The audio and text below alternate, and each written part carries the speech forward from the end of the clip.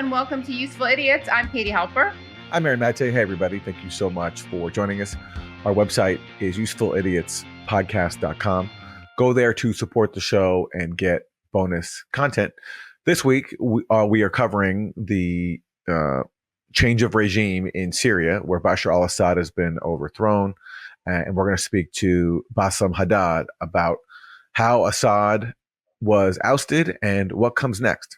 I really appreciate Bassam's analysis. It's very, not to sound corny, but it is very nuanced. I think there's a lot of taking sides on this issue. Not that we shouldn't take sides, but there's a lot of oversimplification of it. And I think he does a good job at navigating through that. You know, I always try to avoid the word nuance because I know, me too. In my experience, it's usually used to just justify taking what I think is a sellout position. But in the case of Syria, I actually think nuance applies because there's so much criticism to throw around of all sides to this horrible conflict. So yes, a rare exception for nuance, a nuance pass for Syria. Yeah, Syria gets a nuance pass. All righty. So should we start with the 4 basic food groups? Yes, we should. What do we have for Democrats suck? Well, for Democrats suck, people probably know about the National Labor Review Board, the NLRB, and it's set up to protect workers' rights to organize and also settle disputes between unions and employers. And Democratic control over the NLRB is one of the areas that I think even critics of Democrats acknowledge is something that's significant and actually has a real impact on people's lives. So Wednesday, the Senate voted to block the renomination of Lauren McFerrin, who is Biden's nominee for the NLRB. And this opens the door for Republican control of the board once Trump comes into power. Now, how did this happen? Senators voted 49-50 against the 5-year term for McFerrin, for Biden's McFerrin. And guess who helped make that happen? Don't tell me it was not the usual suspects, Joe Manchin and Kyrsten Sinema. Who could have predicted that? Who could have seen that coming? So yes, indeed, Kyrsten Sinema and Joe Manchin did vote to block it. And this really is a very big deal because as the More Perfect Union explains, this means that Democrats will not secure control of the NLRB through 2026. And these 2 senators effectively handed Trump control of the board when his term begins. Now, this isn't just about 2 bad Democrats, Manchin and Sinema, although it's very tempting. You know, there's the whole rotating villain thing that people like to do, but it is tempting to see them as exceptional. And in some ways they are, but Joe Biden and Chuck Schumer would have, if they actually cared about this, forced them to vote to not undermine Biden's more progressive moves and the Senate's more progressive potential moves. But we see that Democrats love pretending that they have no choice, that their hands are tied. It's very convenient for them to scapegoat these 2 Democrats who should be scapegoated and are genuinely evil. But if Biden and Schumer actually cared about this, they would use all their power to, whether it's behind closed doors, whether it's blackmail, whatever they have to do to make sure that these guys don't get out of line, which they did consistently. I guess because Biden's on his way out, he's decided he can stop pretending to care about workers, while still recognizing, as you indicated, there was aspects of his administration that were pro-worker and that, of course, are far superior to Republicans. Yeah. There is a labor leader named Sean McGarvey, who's head of the North America's building trade unions. And there's a famous clip from January 2017, I think it was the first full day that Trump was in office. And he met with Trump, had this great meeting and said, Trump has promised all these wonderful things. And I'm really excited to work with him to help out American workers. And then, Trump proceeded to appoint a bunch of pro-corporate people to the NLRB and carry out all these other measures that were against workers. And later on, the same union leader, Sean McGarvey, said that Trump did absolutely nothing, but Biden did do stuff. Biden did work with us. But it looks like now that Biden's leaving office, he's kind of letting all that fall to the side. He's looking ahead to his permanent retirement in Delaware or wherever he ends up. He could have also threatened Manchin with an investigation of his daughter, who's involved in really disgusting illegal behavior when it comes to insulin, because she's a farmer person. And if people don't believe this is possible, just look at LBJ, who got Democrats to do whatever he wanted them to do. And if only Biden had done that. And I also want to give Sinema a special shout out. She cares so much about screwing over workers that she came in to vote. And this is someone who hasn't cast a vote since November 21st. Well, she's also very staying true to form. No doubt about that. Well, speaking of which, let's turn to Republicans and what they're doing on the domestic front. They're talking about how under Trump, they are going to cut spending. But guess what? That's not going to come in the area of, say, targeting the Pentagon with its ginormous military budget, or say in stopping the Trump tax cuts that benefited the wealthy. They're still talking about their usual targets, which is social programs that help the most vulnerable. This is Congressmember James Comer on CNN. There's a correlation with working from home and being efficient with the government. It may be different in the private sector, but in the government, it's not working out. So everything's on the table. Every big expenditure over the past 4 years is on the table. There's money in the infrastructure bill. There's money in COVID bills that haven't been spent yet. We're going to look at that. And then you look at improper payments. That's a big issue where the government sends money to people fraudulently in Medicare, in Medicaid, where they send money fraudulently in unemployment insurance, fraudulent IRS tax refunds. All of these improper payments are also on the table. And I think Musk and Ramaswamy have a good idea on how to prevent so much fraud and so many fraudulent payments in the federal government. So everything for these people is, when it comes to cutting waste, it all happens to come in the programs that help society's most vulnerable, Medicare, Social Security. Is there fraud in these systems? Yeah, of course. But how about the fraud in the Pentagon, which can't pass an audit? I've lost track of how many audits the Pentagon has failed, and their budget is huge. But of course, the Pentagon likely will not be touched unless there's some miracle under Trump, because it's so profitable for the military contractors that are a major part of the Republican donor class and just the Republican establishment. People go on to take jobs with the military contractors after they leave office. And so their money, their fraud will not be touched. A lot more fraud occurs in other areas. This is not about fraud. This is just about not wanting to spend money on regular people. For a bonus Republican suck, let's turn to Fox News host Laura Ingraham. Watch her differing comments on two alleged murderers, both in New York. The first is Luigi Mangione, who is accused of killing the United Healthcare CEO, Brian Thompson. And there's been a lot of social media commentary about that case, people using that murder to vent their frustrations with the for-profit healthcare industry that also kills people. And in the process, some people have venerated Luigi Mangione, despite the fact he's accused of murder. And then she'll compare that case with Daniel Penny, who was just acquitted of murdering Jordan Neely, who is the unhoused man that Penny choked to death on a New York City subway. And this is Laura Ingraham's commentary on them both. We'll dig into it later. The Instagram posts from nutbag people, which I was sent in the commercial break earlier, crazy. Like, he's cute, and people celebrating this. This is a sickness. Honestly, it's so disappointing, but I guess we shouldn't be surprised. Gentlemen, thank you so much. And up next, the other big news out of New York, Daniel Penny. A lot of people think he's a hero, and tonight he's not guilty. My take next. Okay, so one guy, sick to praise him. Oh my God, how dare you? The other guy who killed an unhoused person on the subway. A lot of people think he's a hero, and let's talk about it next. Yeah. And, in the case of Jordan Neely, he was acting in an erratic way. And Daniel Penny claims that he was trying to incapacitate him to protect other people. But this is a guy who held him, was choking him way past the point at which he was conscious. Like, there was no safety issue. Once someone has passed out, it's really not about safety. You don't keep choking someone. And people warned him. They said he's going to die. Well, both these stories say a lot about the society we're in and, how people treat human lives. And obviously, I don't agree with the celebration of murdering a United Healthcare CEO, even though, yes, he did, cause suffering in people's lives. Yeah. But I find it very glaring that then people will go and celebrate Daniel Penny as a hero because he killed someone who, yes, was acting erratically and maybe even dangerously on the subway, but did not need to die. It certainly did not deserve to die. Yeah, and was unarmed. Yes, he was. Importantly, yeah. And again, it goes beyond, there's no possible defense of that, I think, once a person is passed out. And they could have restrained him without choking him. And also, I don't know if they actually need to restrain him at all, but at the very least, to be charitable, let's say you needed to restrain him, you don't need to do it by choking him for minutes, you know.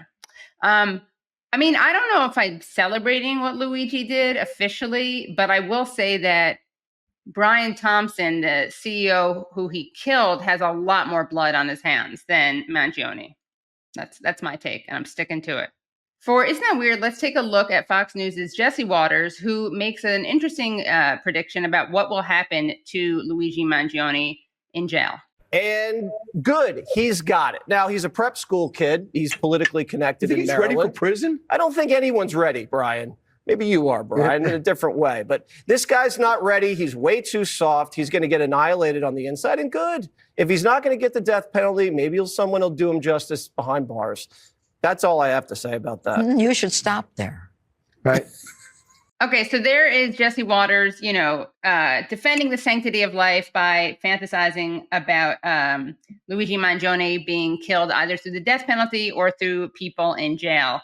But what is weird about that, I think, is why on earth does he think this guy who has provoked like bipartisan support and approval, why would people in prison want to kill this person? Like, there are some people who, pedophiles are very at risk in prisons because for obvious reasons, people don't like pedophiles. I don't think celebrated killers of craven, bloodthirsty health insurance company executives fall into that vulnerable population. In fact, we have a little bit of anecdotal evidence to show this. Let's take a look at this News Nation report that shows prisoners in the jail that Mangione is being held in.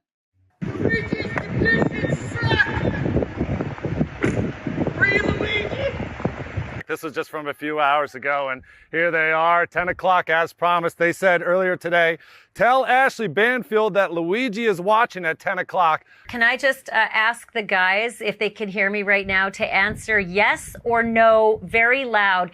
Does Luigi have television in his single cell?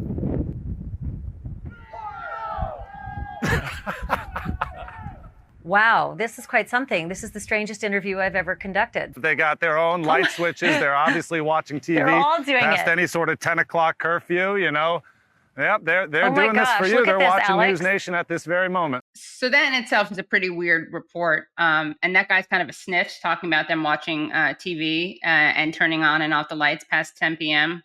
More power to them. But I do think it's interesting that and logical and expected that people in this prison are pro Luigi, despite what Jesse Waters had to say. Or we'll soon find out that prisoners love Jesse Waters. Whenever he comes on TV, everyone in their cells is glued to what Jesse Waters is saying. And they might deliver the so-called justice that he is clamoring for. I mean, that would be quite something. But yeah, I'm being sarcastic. I strongly doubt that prisoners are watching Jesse Waters and certainly agreeing with his views on Luigi Mangione. Jesse Waters is a coward. Also, I'd love for him. Well, no, I can't say that. I'll get arrested. We'll end it there. I should stop talking, as was said to Jesse Waters. For Isn't That Terrible, let's turn to Clarissa Ward of CNN. Now, after the overthrow of Syrian President Bashar al-Assad, Clarissa Ward got on the ground and has been doing a lot of reporting. And one of her stories has caught some attention because, to be frank, many people, including myself, just don't buy it. It seems a little bit too convenient, and there's a lot of glaring issues with it. And this is when she went into a prison, one of the notorious prisons where Syrians were tortured and brutalized.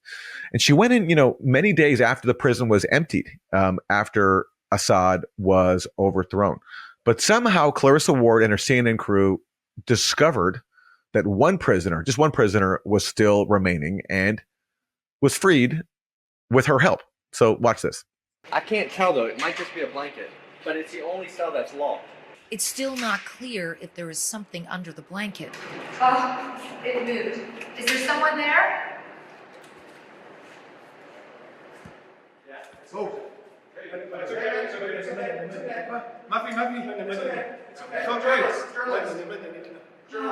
I'm a civilian, he says. I'm a civilian.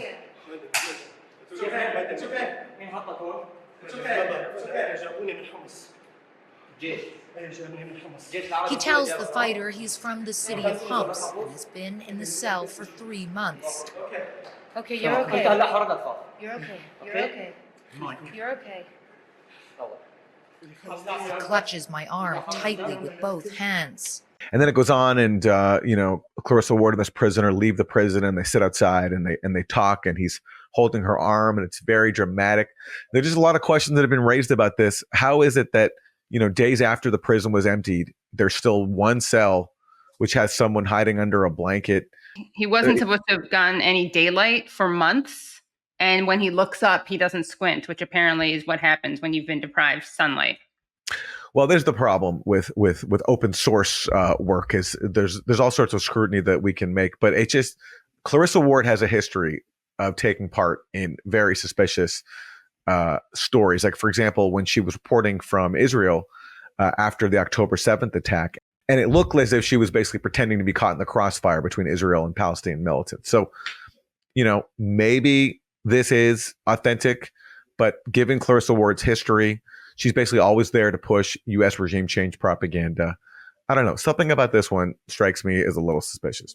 Someone on Twitter who said he was imprisoned in Syria twice says that this is staged. CNN should investigate. Happy to be proven wrong. And this is someone whose pinned tweet says, Syria is free, Syria is free, Syria is free, Syria is free. Yeah, so even people who were freed from the Assad government and suffered under, were tortured under, even someone like that is not even buying this story. Right.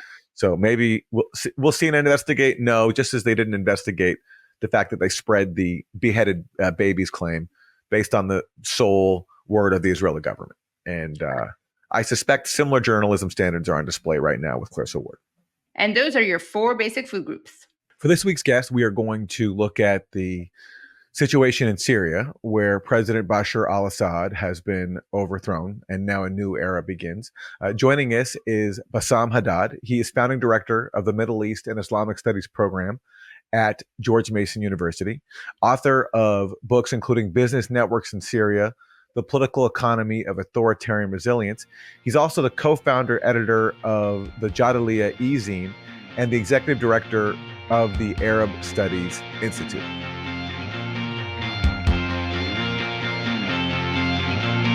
Welcome, Bassam. Thank you so much for joining. Thank you all for having me. I am looking forward to this conversation. I'm looking forward to it because it actually is not about soundbites. Definitely not. So I just wanted to start off by asking you about your own relationship to Syria. That's interesting because a lot of people think I am Syrian. I am not. I'm Lebanese. My mother is Syrian. I've never lived in Syria except when I worked on my dissertation field research. And almost every summer until 2011 and after, when when Jadaliya was banned from Syria. And then, of course, I was banned because my book came out in 2011 also. I don't know, the exact combination of what caused this, but I was no longer welcome there. And I had to verify this, and it was verified until recently, until couple of years ago. And I worked on Syria since 1994, since I started my PhD at Georgetown University, and have been frequenting Syria. I am extremely, immersed in Syrian society, all facets of Syrian society, and most regions, not all regions, but most regions. And and my mother is Syrian, the person from whom I would like to believe and say that I got everything good from. And you have mentioned in other interviews that your family members have different opinions on this issue. Are those family members still in Syria, or do they live outside of Syria? A lot of them left, but many have stayed. And their differing positions are important because they are also a window into what's happening and what has been happening in Syria since the emergence of the uprising in 2011. Before I say this, I just want to say that generally what people looking at Syria don't get is the justification people have internally for why they are saying or not saying something. What we observe from afar, especially from the United States, where we barely see anything about the region and much less about Syria, we just see the outcome, and then we reduce that to people's preferences rather than people's strategic positions. Like, for instance, when if you remember, when everyone or a lot of people voted for Nader in 2000, he was accused of actually causing the loss of the election to the Republicans, and then in 2004 a lot of people voted for Kerry, and Kerry, this guy's gone, for Kerry. And a lot of people who are watching might think, oh, they love the Democrats or they love Kerry, but that's not the case. The problem is that we understand this when we are talking about ourselves, for the most part. But when we're talking about other countries, we just assume that what is happening is a reflection of that preference. And all other factors are thrown away, including the support of, or not the support, the acquiescence or the quiet in many countries vis-a-vis dictatorships. It's viewed as, oh, that's the preference. People are, because of cultural or religious reasons, okay with dictatorship because they're not doing anything. And the truth is that a lot of people are not doing anything, although a lot of people are doing anything despite the danger, despite the risk, despite the response, the vicious response often. But a lot of people are not doing much because they are strategic. They understand that if they move at an individual or small group level, they will be decimated. And nothing will happen except for their families will actually suffer. So they end up being rational and doing what they view as rational for their own situation. Whereas from the outside, this is read as cultural, that there's a preference, there's a proclivity to authoritarian rule or strong men, loving strong men being at the top. So in Syria, this also continues. A lot of people in Syria, including people who are members, quote unquote, of the Syrian regime, they know what the regime is. They have no illusions. They understand what it is. And they support it because they don't like the alternative, or they hate the alternative even more. There's a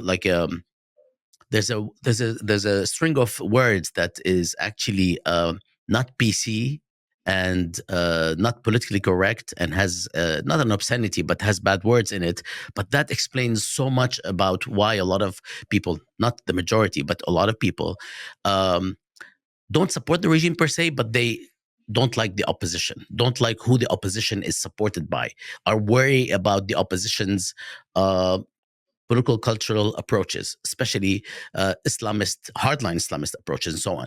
And mind you, the regime actually plays a role in making the opposition look like complete totalitarians, whether they are al-Qaeda like, or whether they are simple, Islamists, as in ordinary Islamists or Muslim brothers who are not like al-Qaeda, and so on and so forth. So the regime does play a role in distorting that. But in general, the people that actually look at the regime, who are sort of on the side of the regime within the same camp, but not necessarily fans of the regime, because it's very difficult if you live in Syria to think the regime is actually what we've all been aspiring, what people have been aspiring to. But there's a phrase in Arabic, I'll say it, and I'll say it because you guys are cool. Yeah. It's basically, people say, yeah, we know نحن بنعرف انه النظام خرا بس البديل أخرى. So basically they say, we know that the regime is shit, but the alternative is shittier.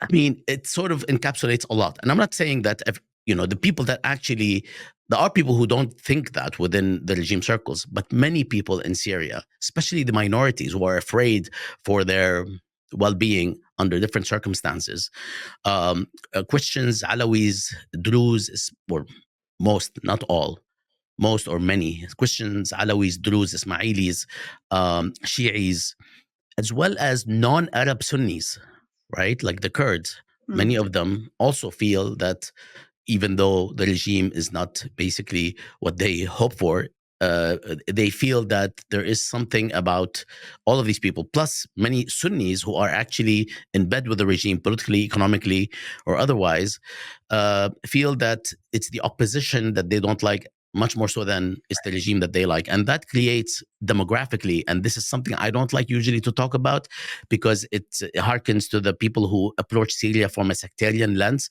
who talk about sects and sectarianism and the mosaic and all of that crap that Orientalists have gotten us used to in books, thankfully, until the 80s and 90s when the Edward Said and others' effect has actually reduced that sectarian lens to look at the Middle East and Syria. That amounts to about 35 to 40% of the public. And if you add to it the remnants or elements of the business community prior to 2011 that actually, were partners with the regime and they hated the regime. I interviewed I have to say most of the top echelons of the business community from a Sunni urban background that was actually pretty sectarian themselves vis-a-vis people from the countryside, including Alawis. And they have the same position. They don't respect the regime. They don't care for the regime, but their interests, their economic interests are served. So this is where they're at. So you end up looking at a place, not what you sort of see or hear in the media or sometimes, unfortunately, in classrooms where, the Alawis are 10% and they're controlling everyone. It's actually much more complex than that. It's much more than 10% of people that feel that, the alternative is something that we would actually suffer under. Whether or not this is exaggerated, I think it's exaggerated. I've always thought that this is exaggerated, that if the others rule, they're going to slaughter you. They're not going to slaughter. It's just going to be unpleasant. And, it's like the status quo is not pleasant either. So that's one. Two, a lot of Christians in Syria feel very confident that a secular regime is in charge. And the same applies to Iraq under Saddam Hussein. And they have many of them have no illusions regarding the nature of the regime. In Syria, during Easter, for instance, you actually think if you're in Syria, in Damascus during Easter, right, which is the main occasion for Christians, at least in the East, much more so than Christmas, because Easter is the issue. Christmas is sort of a secondary thing, if you think about it. The point is, if you're a Christian in Syria, you actually think in Easter times, you think that Jesus Christ is actually coming to Damascus because of the type of protection and support that you get from the regime, and of course in terms of civil society itself. So that these are some of the reasons why traditionally there is that kind of ambivalent, buoyant sort of position. And people who don't understand that and started watching and studying and following Syria in 2011, in March 2011, are going to get so many things wrong. It doesn't explain everything, of course, but it does refer to how people are strategic and rational, and we need to pay attention to that, just like we do now. But that's another story, which I'm hoping we'll get to. Let's talk about 2011 for a second, because it's where the war started. The Assad government's narrative was that this is a foreign plot, backed by the U.S. and Israel, to overthrow his government by arming a sectarian insurgency from the start. The narrative we get here was that this was a pro-democratic revolution that turned bad because Assad crushed it violently. What do you think is the real story there? Is there truth from both sides? What happened in 2011, and just take us through, maybe if you can, to the present day, although that's a lot to summarize. Let's start with people who look at Syria in 2011 and see that this is an external design, external conspiracy. This is a problem.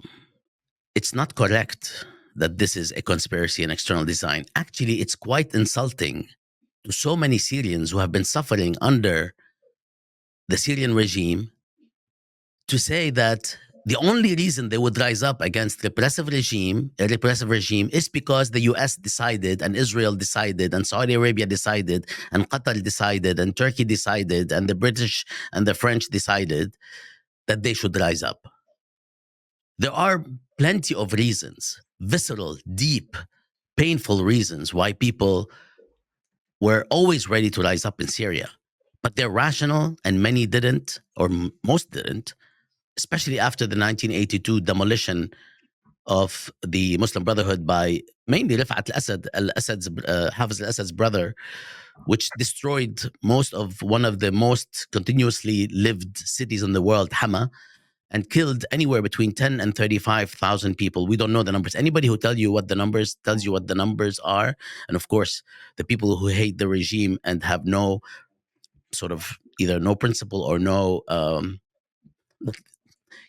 no compunctions about just throwing a number, will say 40. And the regime and others will say 10 and under. It's actually somewhere in between. We don't know. No, regardless, right after, from 1982 to 2011, we haven't seen as much as a demonstration in Syria. Actually, we saw a couple of things in the late 1990s, early 2000s that had to do with, and then with the invasion of Iraq, that had to do with other things, whereby the regime knew that this is an opportunity to let people breathe, so it would allow it. And even then, it was very careful about closing it down. So people didn't respond to their feelings and ideas and orientations, because unless it's a critical mass of people rising up at the same time, which is a lot to ask for in a place where political organization is outlawed and so on, it's not going to happen. One of the reasons it happened in 2011 is because the quote-unquote demonstration effect, which is a social science jargon term, or the domino effect that people observed in Tunisia and Egypt, and given that all Syrians watch politics and television all the time, that kind of unified people's awareness at the same time, and it created that potential where if I go to the streets now, people know I am there, and I will not be alone. So there is a calculus that took place, driven by the events next door. Otherwise, Syrians wouldn't have come out. Why didn't they come out a year ago? Things were not very different. Why didn't they come out 2 years before? Right? So that calculus is very important, and it's really also important for us to know that when this happened, when Syrians were thinking about these things, Syria was not as ripe. I don't support using that word, but it's fast, because I don't want to spend a lot of time here on this. Syria was not as ready for, quote unquote, a full mass revolution in every quarter in Syria at the time. They were getting there, but there is a reason why nobody predicted that would happen then. They were getting there. I wrote an article right prior talking about a ticking bomb as a function of the regime's inability, or the state's inability, to provide employment for the 200-300 plus job entrants into the job market every year. The problem of the drought, the issue of subsidies that have been cut from everywhere, because the regime, as much as people on the left would like to champion it here and there because of the question of imperialism and leftist politics, the fact is the Syrian regime from 1991 officially, but from 1987, 86 unofficially, has pursued a neoliberal direction in terms of economic reform and socioeconomic reforms that have actually undermined the majority of Syrians and harmed them because of their shift from having a labor mass base to a more business community, or select members of the business community mass base, which ended up polarizing Syrian society for 20 years, and having things develop such that in 2011, people, as a result of all of this, as a result of the removal of subsidies on which people depended on, rice, flour, sugar, the basics, and then of course when subsidies were removed from subsidizing oil, made everything very expensive, and Syrians were beginning to get very agitated, but they weren't ready to go to the streets, and they didn't. But when next door, what happened in Egypt and Tunisia was actually clear for everyone, people had sort of that collective unified moment of consciousness, and it did help. Now, having said that, and there are reasons to rise up in Syria, including by people who are far more, and this is to the people on the left in the United States and Europe, far more anti-imperialist, far more anti-Israel and anti-Zionist than the Syrian regime. I know these people. They were on the street, not the majority or even like the biggest, the plurality, but these people were on the streets because these people were also imprisoned for several decades. They have been imprisoned time after time because they are not representing what the regime wants or are actually speaking out. They were placed in solitary confinement. They were tortured, and they are bona fide leftists who can give the regime until the end of time lessons in what imperialism is and what Zionism is and how they are actually criminal movements that have undermined everything about the region, including, of course, the Europeans, which we don't talk about, but they are the ones who started things with the colonization of the region, and then they were just weakened. They didn't change their minds, but they're weakened. So in many ways, if I can stop you there quickly, it reminds me of Iran, where after the 1979 revolution, a lot of leftists were imprisoned, right, and actually chased out of the country. I mean, I have friends who come from that background.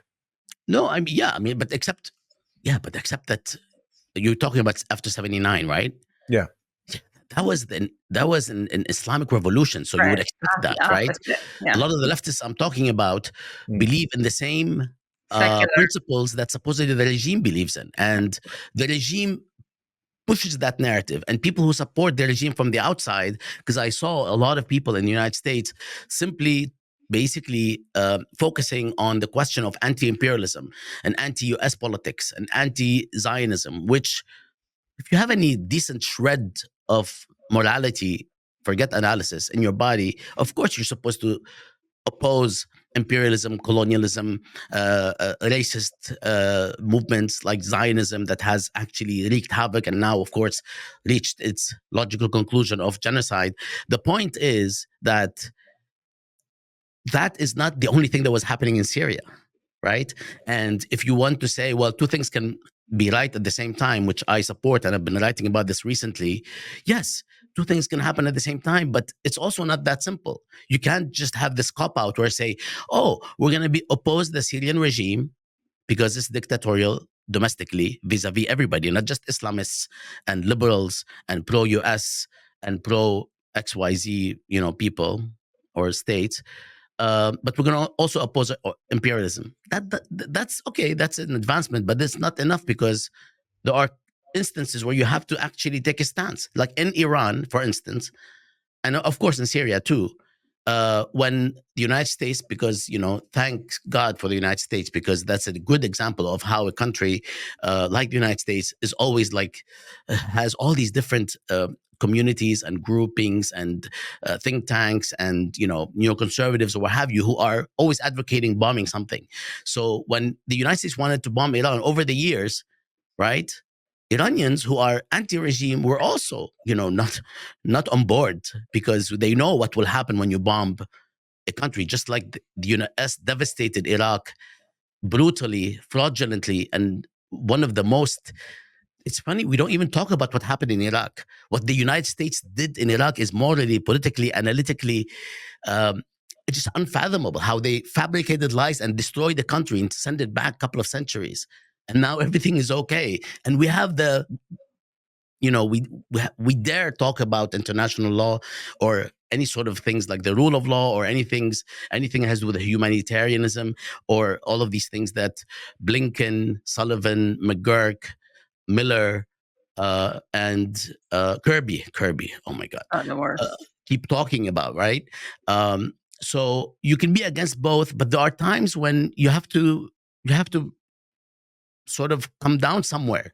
And the same with Syria, when the Syrian regime, whom people I know despised, because these people were in solitary confinement, living with rats, sharing their food with rats, because that's the only way to do it when you're in solitary confinement in a place like Sednaya or elsewhere in Syria.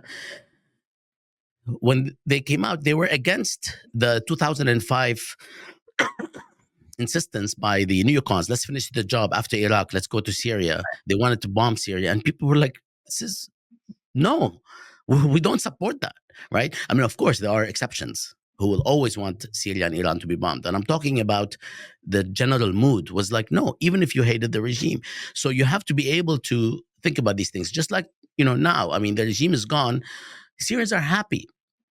You could be somebody, usually outside Syria, much more so than inside Syria. You could be somebody who's saying, oh my God, this is going to give Israel and the US a free rein, which it will. And Saudi Arabia and Qatar and Turkey, and of course the UAE. UAE and Israel are not distinguishable these days. But you have to recognize that the majority of the Syrian people, if you're supposedly seriously on the left, seriously for the masses, seriously for the downtrodden and disadvantaged, which now most Syria is, these people are happy. Most are happy, of course. I'm not saying there are no absolutes. Even if they are as worried as you and me. This is the feeling of most Syrians, even if they actually somewhat supported the regime. And what added to this issue, and you mentioned bringing it up to today, is that I have family in Syria, and like they're split. Some are totally opposed to the regime. They don't care about their status. They're minorities. It's a Christian family. Totally opposed to the regime, regardless of what happens to Christians. They don't believe the stories. And even if something happened, they feel it's much better for the country for the long term. And there are others who are like, no, we don't want the alternative because the alternative is XYZ. At least now we are politically suppressed. We cannot talk politics, but I can survive. I can live. I can act out. I can, eat or drink what I want, wear what I want. I can be myself. And so on and so forth. Not necessarily these superficial things only, but in terms of, social freedom, cultural freedom.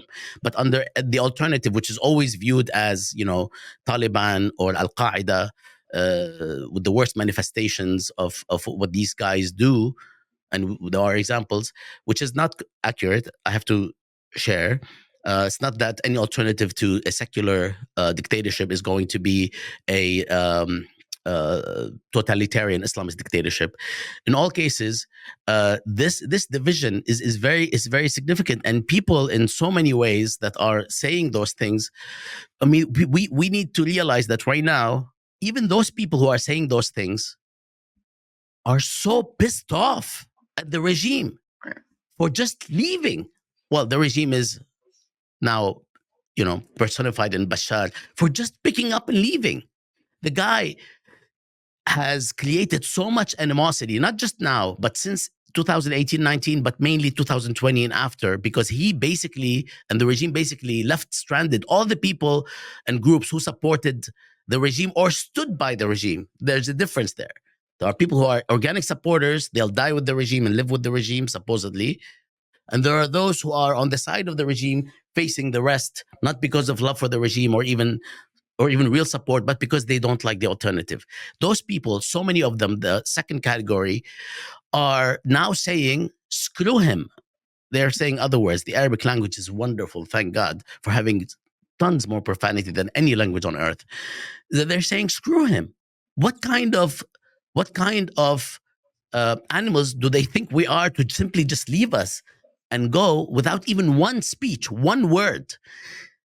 And so many of them are telling each other, this is the guy we supported. This is the regime we stood by when the whole world was against us, was maligning us for being for dictatorship. This is the guy we were supporting. And this also applies to a lot of leftists outside, not those who actually are too or overemphasize imperialism, but who actually went beyond that point to support Assad and the regime itself. Because you could be against imperialism, but you don't have to support Assad. You don't have to support repressive regimes. You could support the function that they play, which is the linchpin function and the axis of resistance. But you don't have to cross that point and be like, yeah, this is the regime. No, this is a horrendous player. And guess what? This is what it is right now. We know what it is. He just left everyone and walked away with, of course, the financial advisors, not even the military, because the military had been decimated between 20 and 24. Even before, the money that the regime had and that the ruling family had could have actually been used, if only to prop up the support, the defensive support of the regime, and it didn't even do that. That's why people didn't fight. That's why they just stayed at home. They didn't even desert their positions because they stayed at home. Right. In so many ways. So now I went in many circles, but the main connection is we have to understand the basics of preference making and on what grounds preferences are made or decisions are made, not preferences, because they don't always reflect preferences. And we understand this when we talk about US politics, but we don't understand when we talk about Syria. And we don't understand when we talk about Palestine. Everybody's like, oh, this is the Hamas you want, and so on and so forth. This is colonialism. When you treat people like animals, the response is going to be, it's not going to be your cup of tea. Hamas are not my cup of tea, for instance, culturally, socioculturally. But this is a colonial setting where you are butchering people for decades. Just like with Syria, when people, no offense to some people who were, I think on the right side by critiquing how the uprising transformed, and I critiqued it as well, and I got so much shit from all sides because I didn't support the regime and ended up critiquing the uprising, so I got it from everywhere. The point is that when you're actually saying that during that time, when you're critiquing.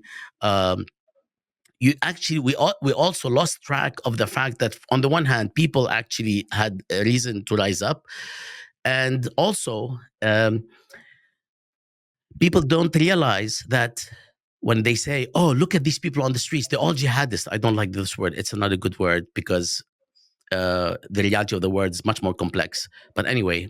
People said all the people on the streets are jihadists, and they are not this, they are not that, they are not friendly to LGBTQ. People started going crazy about who the people are on the streets, and I'm not, I'm also critical of a lot of the people that ended up being the spearhead of the battlefield, not the civilians that were actually protesting, but the spearhead of the battleground. But why do these people give other groups a pass and don't give the people under the authoritarian regime a pass? In other words, the Syrian regime treated people like crap. Dissidents are not going to be angels. So my response to a lot of the people on the left who were saying, look at who's on the streets early on, was like, what do you expect? You treat people like animals, they're going to actually not be your cup of tea. And I was fine, personally, with the early part of the uprising. I supported the uprising, but when the uprising began to be transformed, not in terms of the identity of the people who were spearheading the uprising, but when the transformation took place in the goals of the people spearheading the uprising, from replacing the dictatorship with a transparent, open political system that is inclusive of everyone to something that is exclusive, Islamist state or Islamic state oriented, and supported by some of the worst actors in the world, led by the United States, whose intervention was a combination of, above ground and underground. And of course, the silent support of Israel, although Israel had a more nuanced position, by the way, than many other countries, because it liked Assad. He didn't attack it. He just served this role between Iran and Hezbollah. In all cases, it's really important to see that for what it is. And I, therefore, in the end, not in the end, actually early on, 2012, and a little before, began to be suspicious of the transformation of the uprising. And I kept supporting a revolution in Syria. I kept supporting a radical transformation in Syria, but not that transformation that was taking place. And by doing that, the spears and the critiques and the, maligning and everything that you can imagine descended on me, which is similar to what descended on me, for instance, personally, or people like me in March, April 2011, when we said, yeah, this is something, people will rise up and should rise up against the regime. And I was called a slave of the white man. and so on. Like I have a colonized mind and all of that stuff. And of course, a lot of these people, and we ended up sort of, becoming friends because after a while they realized that, yeah, two things can be true at the same time, but there are moments where you have to come down somewhere. And I ended up coming down as a supporter of revolution in Syria, but a critic of the spearheads of that revolution after 2013-14, because they were not going to lead Syria anywhere. In fact, they assured that the revolution, the uprising, will fail by connecting with and being allies to some of the worst actors in the world, including political actors in the Middle East, in the world, including the United States, the conservative Arab monarchies, and of course, Erdogan and Turkey, who suddenly changed their mind after March 2011. First, they were in bed with the Syrians economically and in so many other schemes, regional economic schemes, like right before, like even in January 2011, they were working with the Syrians. That's what I studied. I mean, we actually covered this stuff. It's in my articles. And this is like in the open on television. And then all of a sudden, Erdogan says that Bashar Assad is the worst human being in the world, the most dangerous terrorist in the world. But that's politics. Just going by what my Syrian friends told me, those who took part in the protests in 2011, I mean, they are all secular. They took to the streets because they were opposed to the repression, the torture, the persecution of dissent, and also the corruption and they wanted drastic reforms. But, and again, this is just anecdotally from my own very limited circle of people that I know. They didn't want regime change, and they also weren't on board with the sectarianism. And I guess what I'm confused about is, was the sectarianism not also apparent from the start? So, for example, when people were shouting Christians to Beirut, Alawites to the grave, my question to you is, was that not something that was also present on the start, that this wasn't just a monolithic, pro-democracy uprising? It was a complicated uprising like any social movement would be, with different components. And it was the sectarian, and this is just my analysis here, my understanding, correct me if I'm wrong, it was a sectarian component that the U.S. and its allies got behind very quickly by, in the Timber Sycamore program, which officially began in 2012, but I suspect it began earlier, flooding the country with weapons to support an insurgency that also was apparent from the start, because in those early months, there were attacks, like in places like Jaish al-Shulghul, on Syrian soldiers. And so I guess my question to you is it fair that the uprising from the start was not a monolith? It was complicated, and there were parts of it that the U.S. and its allies hijacked very, very quickly.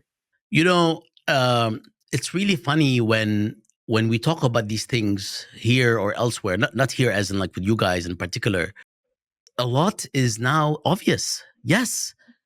Even from early on, I'm not the first day, or we have actually camera footage showing that there were elements within the protests that were saying sectarian, horrendous shit about Alawis or Christians or what have you.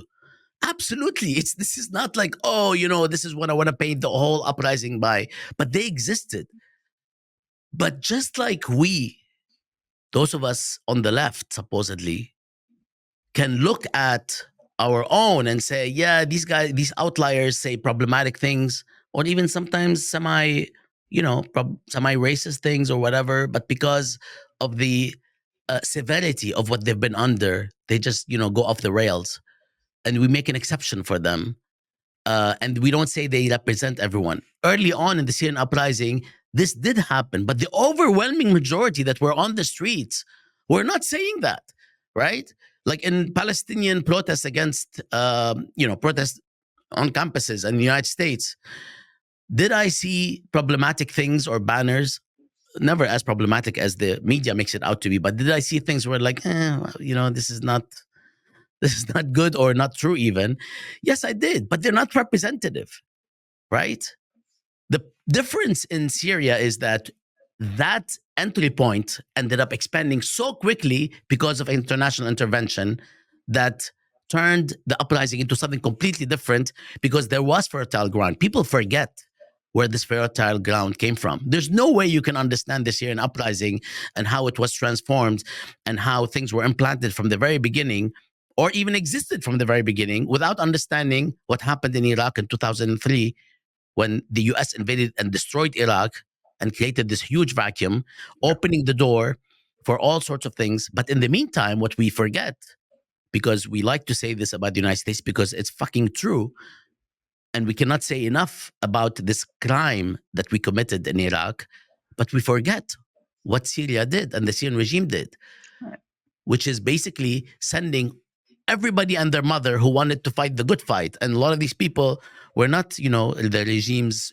choice identity or ideology. They were, for the most part, Islamists. And they were bussed and supported by a huge mechanism, a system of transport. They went to fight the American aggressors. And a lot of people felt, this is a colonial invasion, which has nothing to do with Saddam Hussein being authoritarian, because all our friends are the worst authoritarians in the world, in the region. And we even support apartheid in Israel. And then now we're citing authoritarianism as the reason we're going into Iraq. That's bullshit. We cited WMD, which is bullshit, because Saddam is not a very kind guy. He would have used it instead of hiding in a fucking hole. And we cited links with al-Qaeda, which was also bullshit in terms of the magnitude we gave it. Yes, there were links with al-Qaeda, but only after the invasion took place. In all cases, the Syrian regime helped create this massive set of groupings that either were jailed in Iraq and fought in Iraq, but already were jailed. Many of them went out of prison, or they didn't even go into prison. These folks came back. They came back to Syria, and they came before 2011, and they were ready to go, baby. They were ready to go. They were not sitting there just, playing and so on. They were ready to go. One of them is al-Julani, and many others, of course. Let's specify who al-Julani is, and that's a good segue to the present. Mohammad al-Julani, went over into Syria, fought in the insurgency, was imprisoned by the U.S., and when he was released in 2011, he came back into Syria under the orders of the ISIS leader al-Baghdadi, and then Julani goes on to form al-Nusra Front, which is al-Qaeda's franchise in Syria, ends up splitting from al-Qaeda formally and forms what is now called Hayat Tahrir al-Sham, HTS. And so, along with others. And you actually, the other day on the Jadaliyah stream that I caught that you did, which was excellent, you said Julani will not rule Syria. And I want to know what made you say that and what kind of rule you do predict. And to hear the rest of the interview, please go to usefulidiotspodcast.com. As promised, that was very nuanced. Very, very nuanced. Very, very nuanced. Very grateful to Bassam Haddad for joining us and sharing all that with us. Syria is very complicated, and hearing him speak about it helped clarify some things for me. So I'm very grateful to him for joining us, and we'll be continuing to cover, obviously, the unfolding events in Syria and bringing on other voices. As you might know from watching this program, Syria is a very divisive issue. On the pro-Palestine left, everyone's united around Gaza. There's not, much divergence of opinion there. But once you get to Syria, things get very complicated. And I've certainly been on the receiving end of that for the work that I've done, the stances I've taken. So very grateful to Bassam for joining us and sharing his perspective and helping to inform our awareness. Make sure you become supporters of the show at usefulidiotspodcast.com so you can see the full interview with Bassam and also watch our Thursday Throwdown, your midweek dose of media madness. Bye, everyone. Thanks so much for listening to and watching Useful Idiots. For extended episodes, bonus content, and our weekly Thursday Throwdown episode, please subscribe at usefulidiotspodcast.com.